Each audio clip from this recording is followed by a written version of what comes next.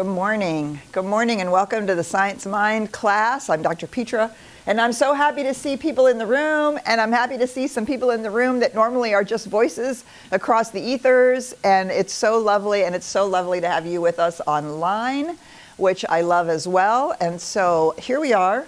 Thank you to Tracy Brown for taking last week. Always super happy to have Tracy do the class for me. All right, so we're in the general summary. We're on page 398. Good morning. And we are talking about one of my absolute most favorite subjects. I think I say that virtually every other week, but that's okay. Which is probably why I'm still teaching the science of mind after all these years. Okay, 398. This is the first full paragraph. And it's acceptance and realization. Acceptance and realization. These words are fraught with the greatest meaning to the one who wishes to consciously use the creative power of thought for definite purposes. Acceptance and realization are mental qualities and may be consciously generated. Now there is a profound idea that you can consciously generate acceptance and you can consciously generate realization. So we're going to talk about that in a minute. We're going to start with acceptance and realization. So this portion of this general summary is really focusing on spiritual mind treatment, our form of affirmative prayer, right? And spiritual mind treatment has 5 stages to it. For those of you who maybe are new to spiritual mind treatment, has 5 stages to it. The first one is recognition. We recognize that there is something larger going on. We talk about whatever that universal presence is. We remind ourselves of the universal power. We remind ourselves of what it is that we're engaged in. The second one is unification. We also call it identification, where we remember that, oh yeah, we're a part of that. Just like all of creation. Oh, and by the way, we're the place that can actually see what's going on. We have, our consciousness has become self-aware so that we can see what's going on in the universe and use it. Now, the main portion of our spiritual mind treatment is the portion where we spend time creating, declaring, working with the end result that we want. And we can call that one of 2 things: realization or acceptance. So one of the things we can do is kind of feel into the flavor of the difference between those 2 words.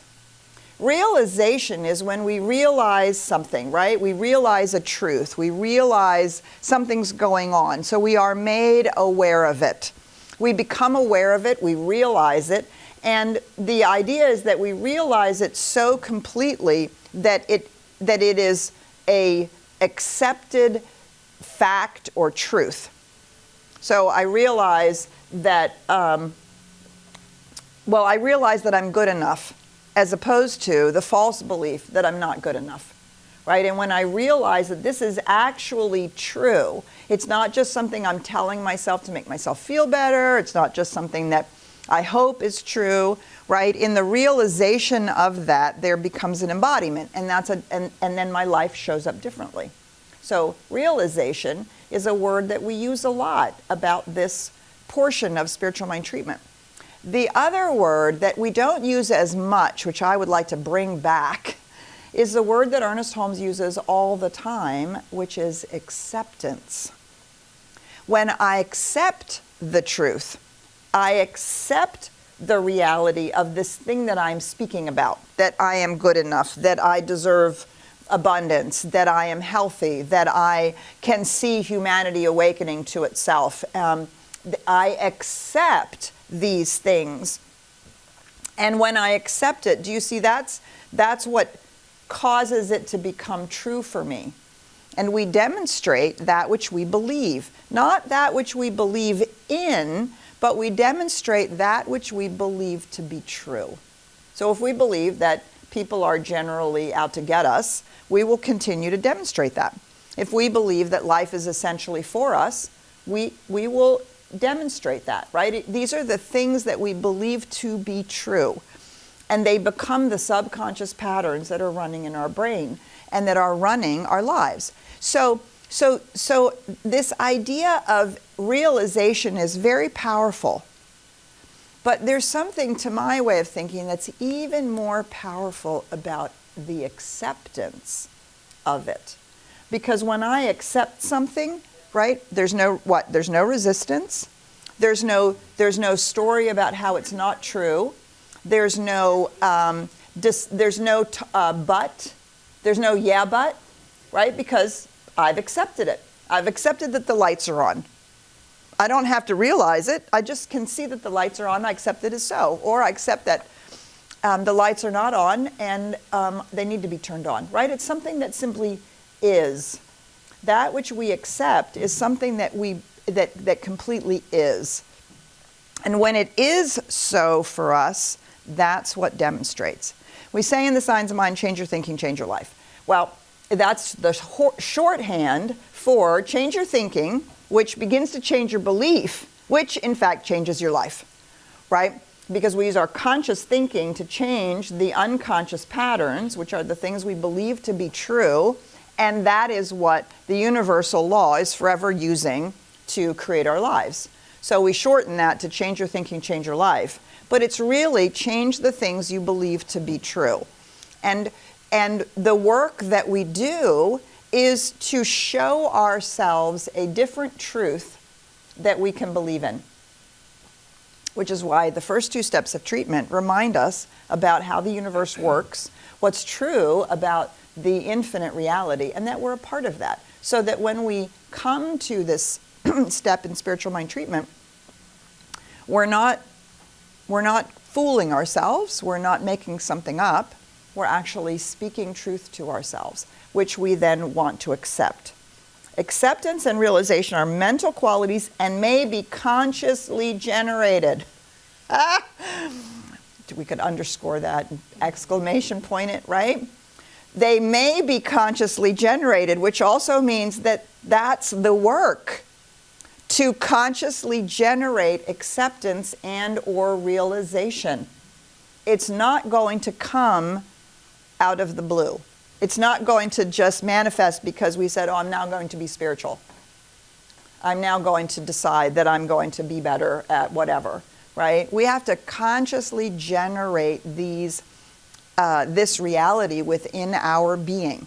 And spiritual mind treatment and a lot of the other spiritual tools and techniques that we teach in the Science of Mind are actually primarily designed to create realization and acceptance. That's the point, is to consciously generate realization and acceptance so that the patterns can be rewritten. Right? That's what rewrites the patterns in our consciousness. So I want to skip the next paragraph. We're going to come back to it. It's about treatment, whether we can be specific or not. We're going to come back to that. The third paragraph on this page, our mental acceptance should be filled with conviction, warmth, color, and imagination. Right? Conviction that we are using a process that we understand. Conviction that the universe is actually operating by a universal law that we can use. Warmth, color, and imagination is what we use to make it real for ourselves so that we can actually accept it. So we're creating this internal feeling of conviction, warmth, color, and imagination to feel the reality of what we are doing when we give a treatment. And the reality of what we're doing is literally giving new instructions to the creative process. We're giving new instructions, a new mental equivalent, we call it, a new idea, a new seed. There's lots of metaphors that we can use to help us understand what we're doing. Because the law is always working, right? We've talked about that over the last few weeks. The law is always working. We're not turning it on. We're not putting something into the law as if it were like brand new. We're simply giving it new instructions, which is a new cause. We're setting a new cause in motion.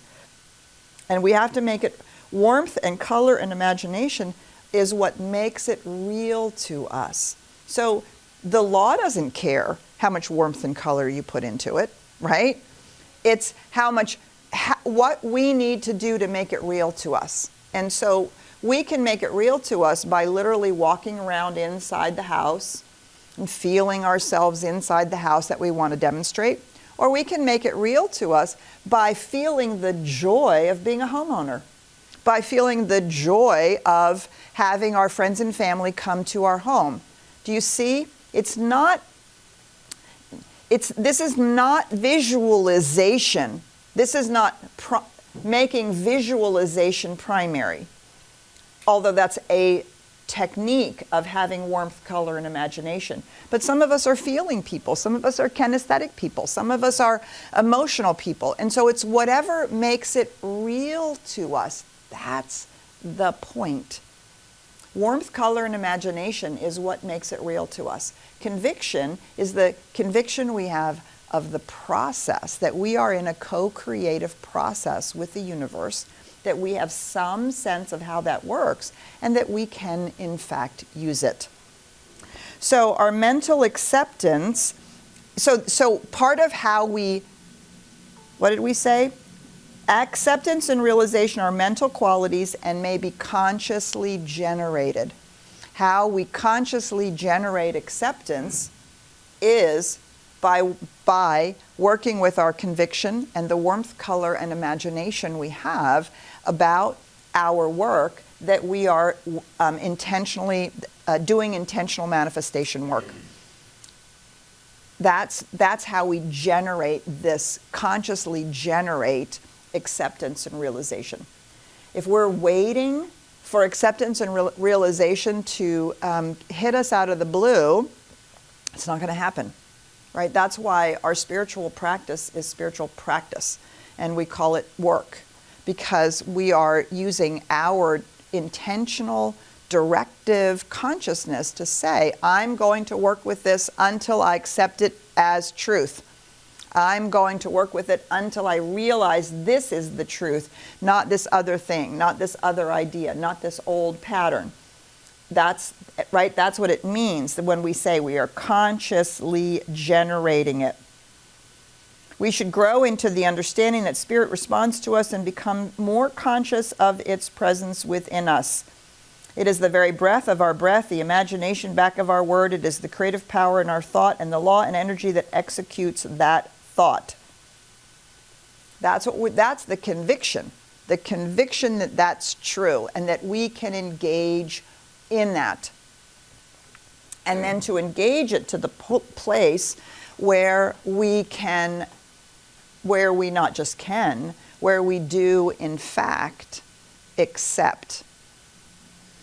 Spiritual mind treatment isn't the only way that we can build acceptance and realization. As I said, there's all kinds of tools that we use, affirmations and visualizations and vision boards and release prayers and reading inspiring material and going to classes, and right, there's lots and lots and lots of ways that we do that. But spiritual mind treatment is the technology that we teach that when we use it, we can guarantee that that work is being done. That acceptance and realization is consciously being generated. And so we teach this technology so that you can deliberately engage, consciously, what was it again? Consciously generate acceptance and realization. All right, so we're going to stop there. And just, I want to see how these words land with you. Acceptance and realization. How do they feel differently to you? Do you resonate with one more than the other? What do you think they mean to you? And then we'll talk about how do you consciously generate acceptance and or realization, because these are such critical ideas. So we're going to stop there, say hello to the rest of the people who've come into the room. Good morning, and say hello to you online. And we're going to turn it over to Ryan and say good morning, Ryan. Well, good morning, Dr. Petra, and hello, everybody. Nice to see you all. And I really appreciate everybody for being here with us today, whether you're here in the room or you're here online, somewhere in the ether. Wherever that is, right? Wherever you are. Well, we have people from all over the world, just to let you folks know. Mm-hmm. And so some people are doing this right before their afternoon nap.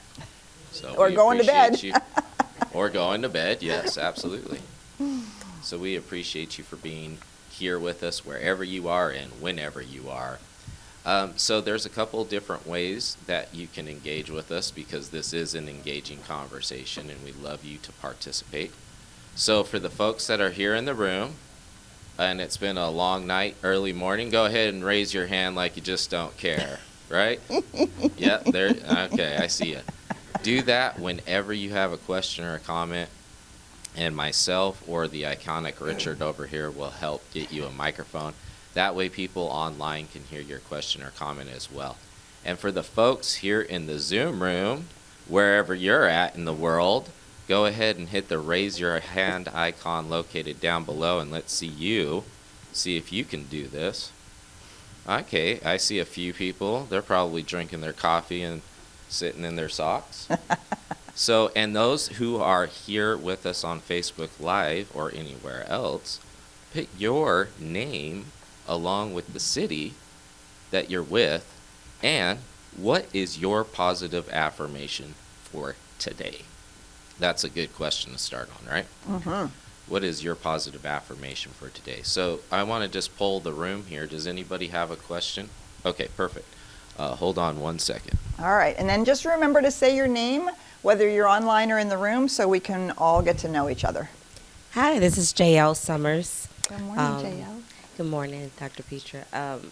So I've been doing a little mindfulness practice the last couple of days. So words, I try to figure out how they make me feel. So that was such a great question. I'm supposed to be here right now. Acceptance gives me some resistance. I feel resistance when I say acceptance. Realization less, because I feel like I can realize what spiritually is supposed to be. Yes.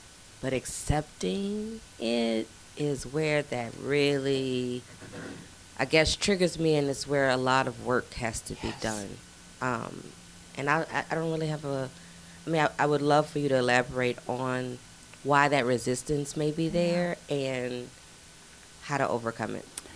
I am so glad that you shared that, JL, because I think that's the power of the word acceptance. Because we can realize something to be true, and we can leave it as a little more of an intellectual, like, this is what's supposed to be true. I can realize that this is what's supposed to be true. I can bend my mind around it. But to accept that it's true, and I just really love that you acknowledge that's where resistance comes up. Because what's happening is that is where our, should we call it our doubt? Or even, just our, but I don't think it's true. That's where it's showing up, because I can't actually accept that it's actually true. I can imagine that it's true. I can realize that it's true. I can think about it's true. I can think about how nice it is to think about that it's true. I can think about how that makes me feel that it should be true, right? All of that is great. But then to accept that it's true, holy mackerel, that is a whole nother level of work. And you have put your finger on exactly why I think acceptance is the more powerful word. And if you go back, or if you're with me, a year from now, we'll start over at the beginning of the Science of Mind again, right? Or whenever it is we get around to starting it all over again, you'll see how many times the word acceptance is actually stated. How many times that's what we talk about. And so your question, what can we do about that? Well,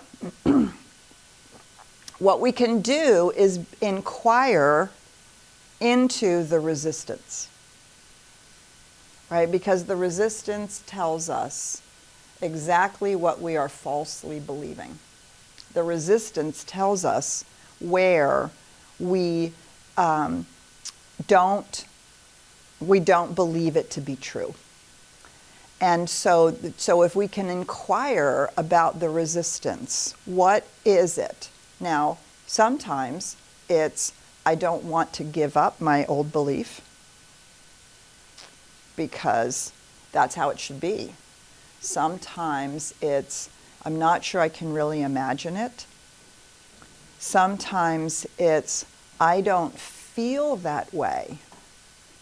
And all of those things build, I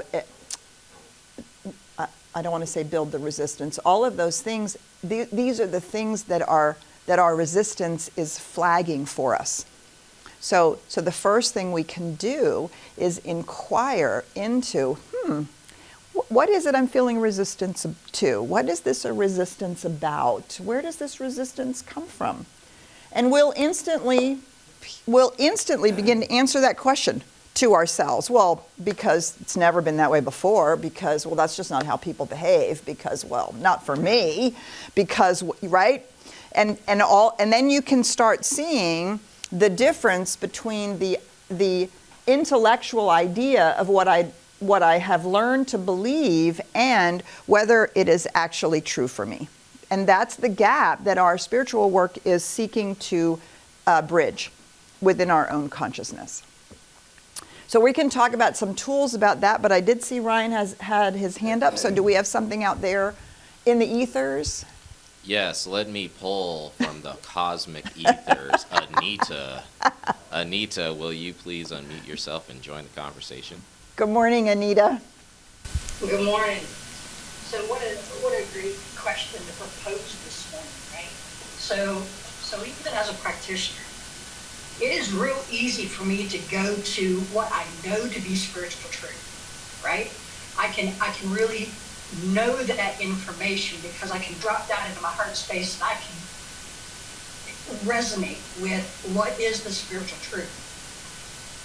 On the human level, that acceptance thing, you know, one of the things that when JL was speaking came up for me was like, am I really worthy of it? And so really that's where the rubber meets the road, right? And that's where our work really begins, is when we come to the realization, even when we know what the actual spiritual truth is. Here's where we know then that our work begins. And how do we work it? First, we recognize it's there, right?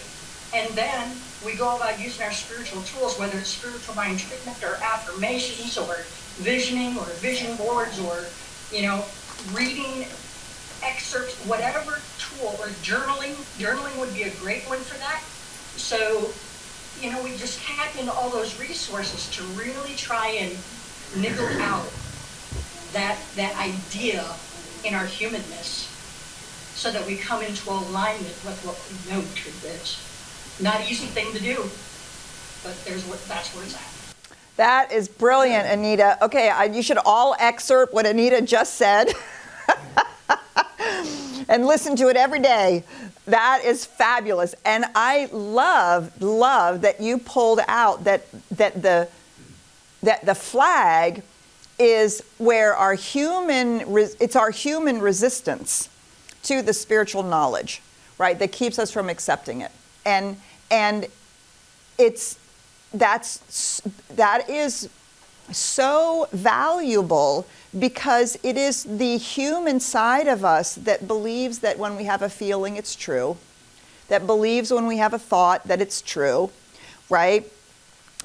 And because that's what's written as the subconscious patterns in our brain. That's the human side of us. The conscious side of us, the spiritual side of us, right, is the side of us that can know the spiritual truth and even resonate with it, right, in a really deep way. But when we begin to accept it, we're confronted with that part of our human experience that says, oh, no, that wasn't my experience.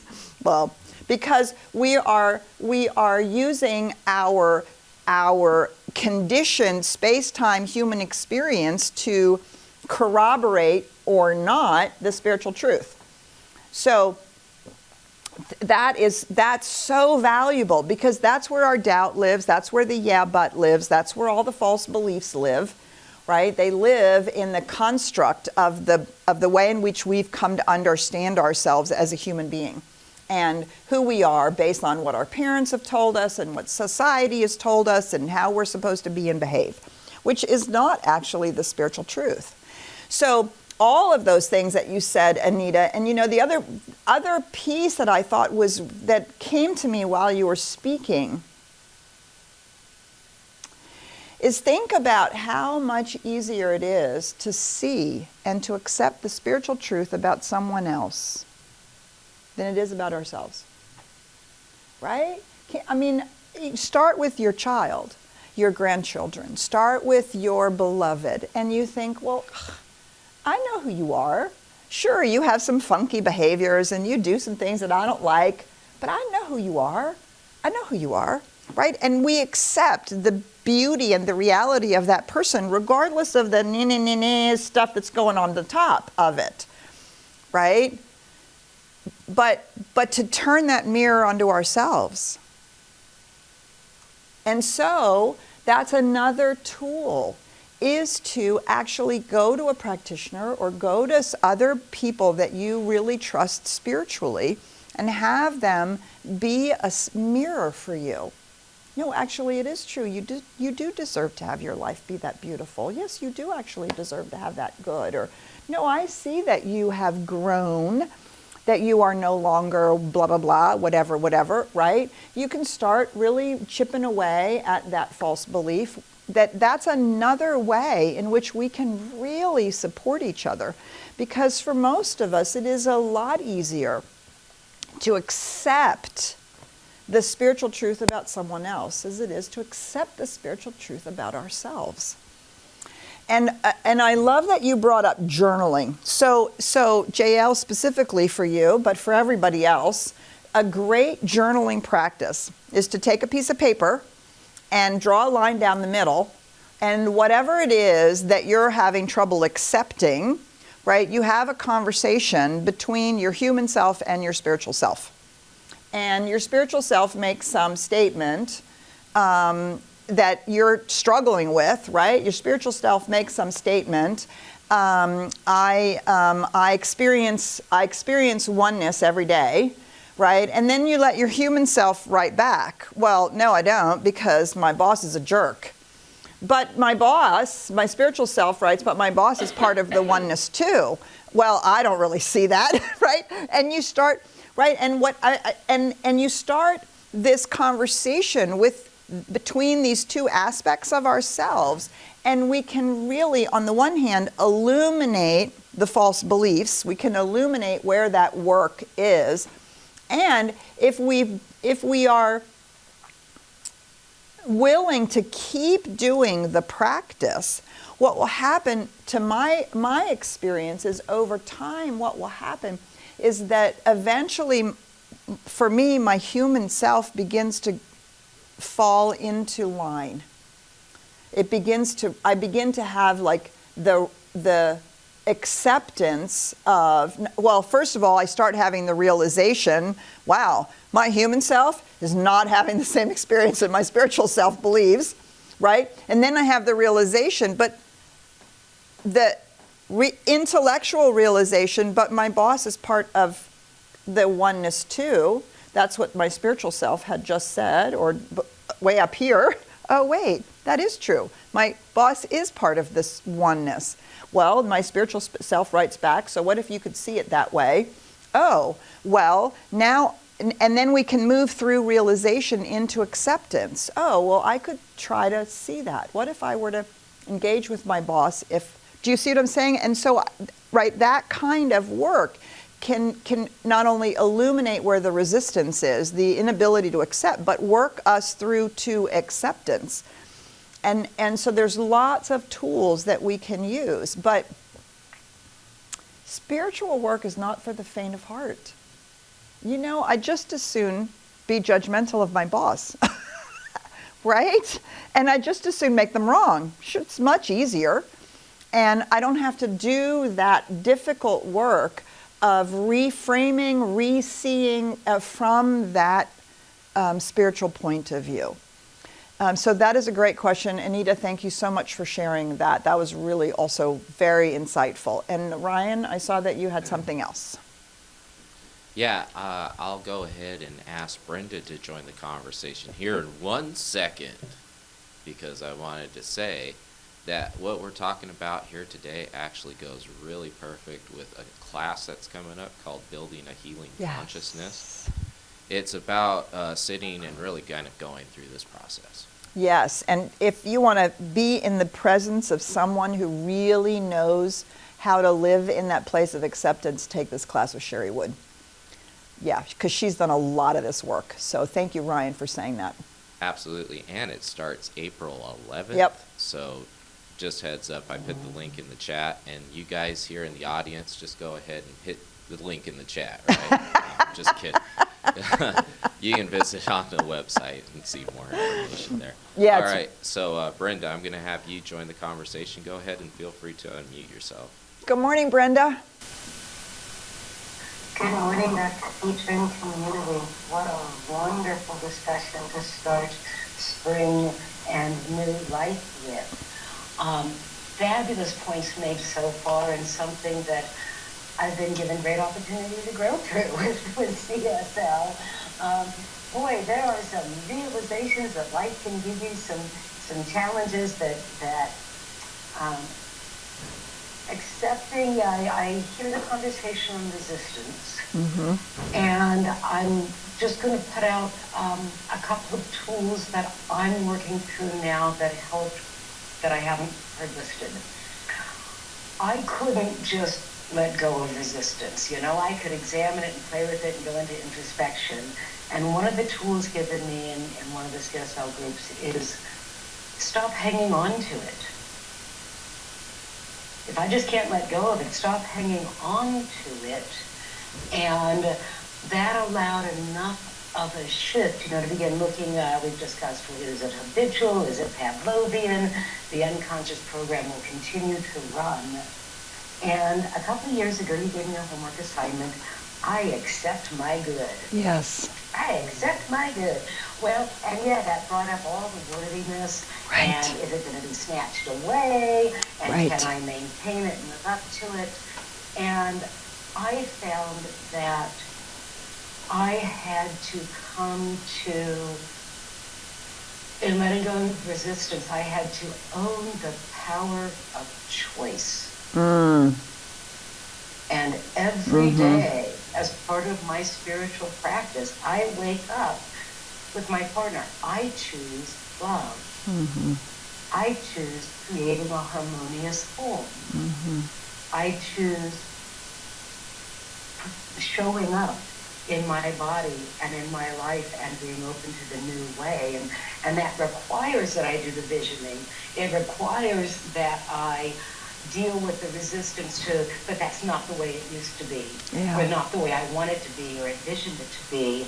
But it takes me from getting stuck in the helplessness of resistance into more empowerment that, yes, if I am one and this creative stuff really works and I really am responsible and I have to do adulting and it's all about the choices I make and the attitudes then that come with that, the conscious choice of choosing. I choose to start meals by thanking people who are giving me their time to be present. Or the food on the plate, or those who brought it from farm to store to table. And I'm finding it a really enlivening and strengthening place to continue to paint a new picture. Thank you. Beautiful. Thank you, Brenda. Oh my gosh. Thank you so much. So two things I really want to highlight of what you said. The first one about resistance is if you can't let go of it, at least stop hanging on to it. I think this is incredibly valuable thought, right? Sometimes we discover that we are having a negative experience or a negative thought or a negative way of gauging in the world, and we think, oh, well, I'm just going to do the opposite and be positive. Well, there's nothing in us that accepts that that's true. It's just, we can't believe it. It's just too far of a leap, right? And so what I learned years ago was if you could just get to neutral, the leap from neutral to positive is a whole lot more manageable. And the leap from negativity to neutral is actually more manageable sometimes than I'm being so negative about this, I'm going I'm going to be in all the way over into positivity. So I'm being really in resistance, so I'm just going to let go and never be in resistance. And nothing in our being actually can accept that, because it's just too far. So if we can just, I love the way you phrase that, stop hanging on to it, right? That's kind of gets us to neutral. And then we can do the work to actually actively let it go. And that can be worked in so many different ways. And then the idea that it's all about our choice is super important. Okay, we have a comment right here in the room. And then, JL, did I see your hand again? Okay, and then we're going to come back to you. Ryan's bringing you just so the people online can hear you. Okay, I don't have a comment. I have a question. Okay, and tell us your name. Shauna. Hi, Shauna. Hi. I don't get that. So could you give me an example? I'm a slow learner. So give me an example of going from resistance to neutral, because I don't really get it, where that middle place is before you. I get not going all the way, but give me an example of taking something that I'm resistant with and at least getting to neutral. Please. Yes, I'm thinking of a good example. So the most immediate example that comes to my mind is I'm resistant to behavior, right? And I think it should be different. So if I can simply get to neutral, I would get to, well, this is just the way this person behaves. And then the next step for me is then to say, and I really see the truth of that person regardless of the behavior. But I can't go to, this person should behave differently, from that to, I accept that this person is a child of God just the way they are. That can be too far, because I don't like the behavior. But if I can get to the place of, well, this is just the behavior of this person, right? And then I can make choices about it, as Brenda said. Do you see? The swing may be too far, so I can at least get to neutral. Does that make sense, right? And so there's so many places where I've done that. Also about, well, if I can't get to I'm good enough, right? Because I think, well, nothing I do is good enough. For me, the first place I had to go was, well, I'm always doing the best I can. That was neutral for me. I'm always doing the best I can. And from that point, then I was able to move to, and the best that I can do is good enough. Right? I couldn't get from I'm never good enough to I'm good enough. That was just like, okay, well, those are nice words. But I could get to I'm doing the best I can. Oh, the best I can is good enough. That was a process, right? And so that's just another place in which that idea that we can get to neutral about something. Yeah. Okay. So that was a great question. And we had JL also.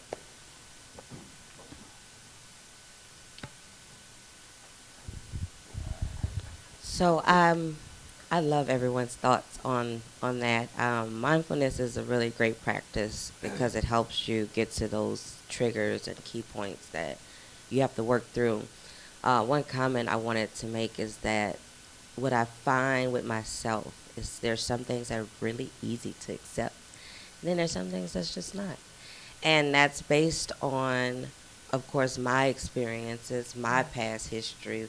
So I wanted to say how spiritual work is on so many different levels another psychological job. Yeah. And sometimes what has helped me, besides just being here with you all, is those spiritual mind treatments. Mm-hmm. And what has helped me is also therapy, because sometimes you get to those resistant points where you're arguing with yourself on the spiritual side, and the not spiritual side, you can't break it. Mm-hmm. And that's because sometimes there's deep trauma that's behind all of that.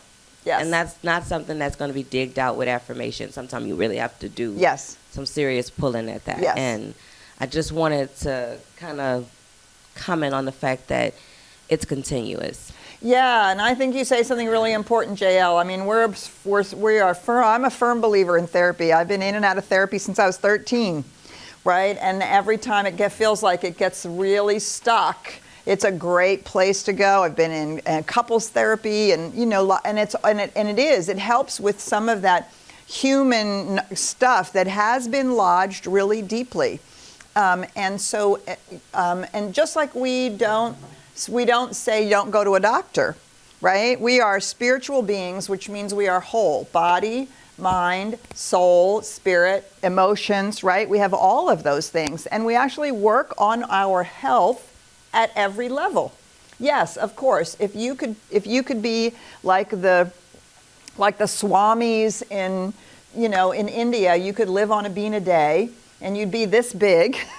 And right? And that's, of course, what happened to the Buddha. He did that whole asceticism and realized that he really wasn't any more spiritual. He was just a lot thinner and about ready to die, right? So we can do that. Or we can just take care of our bodies.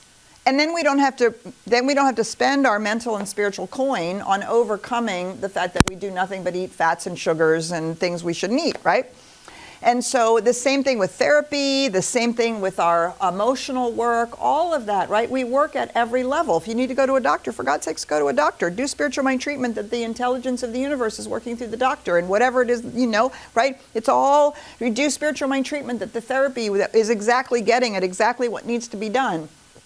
And as all of those things come online and are more and more and more healthy, right, then our spiritual mind treatment keeps it in alignment, and we have to do less of it. I certainly have to do a lot less therapy now than I used to.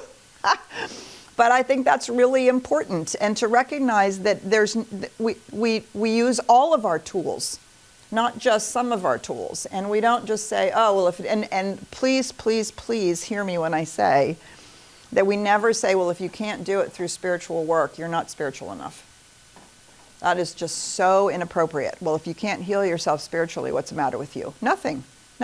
Your body needs some support. So go do the physical support as well. Go get the emotional support. Go do the whatever support that you need at every level, and do the spiritual work to accept that all this good work you're doing at every level is actually good work.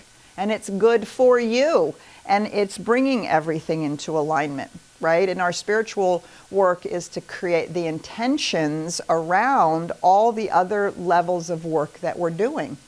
And so that we're only guided to the right places and doing the right things that are in alignment with our complete wholeness.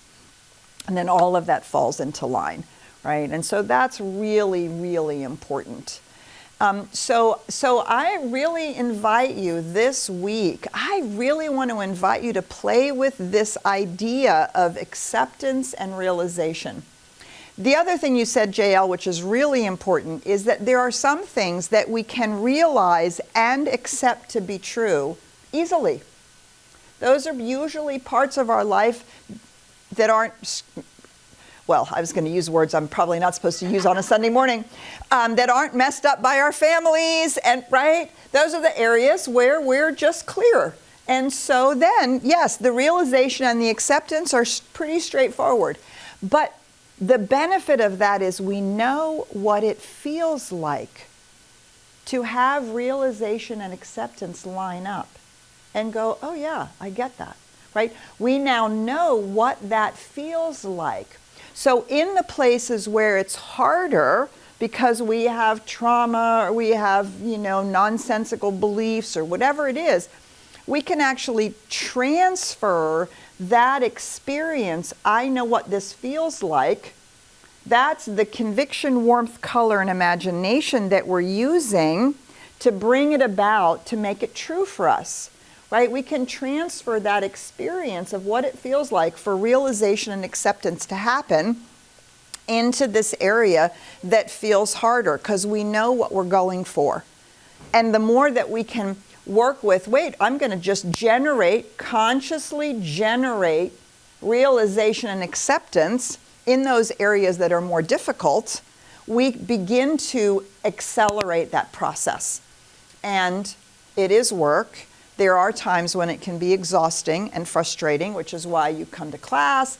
You come here to be re-empowered, to be reminded that this is all good work that you're doing. You go to a practitioner, you're in classes, as Ryan said, right? All of that is to get us over the humps when it feels like we're just having to do, we're slogging through, some moment of growth within ourselves.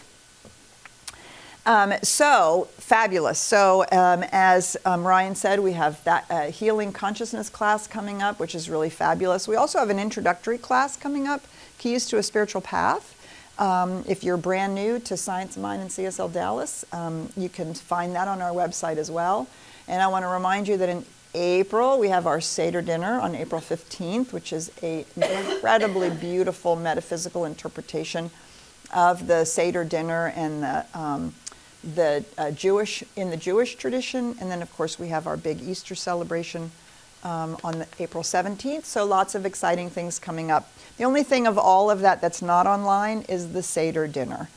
That's in person only. Everything else is both in person and online. All right, so we have a fabulous celebration coming up. We're going to be doing our Burning Bowl, which we did not get to do on January 1st. And if you're online, you're going to get to be able to participate it too, but you won't have the cool flash paper. So if you're in town, if you're at DFW, come join us in 30 minutes. We just love to be together. We love being in community, whether you're here or online with us. So we'll see you soon. Bye for now.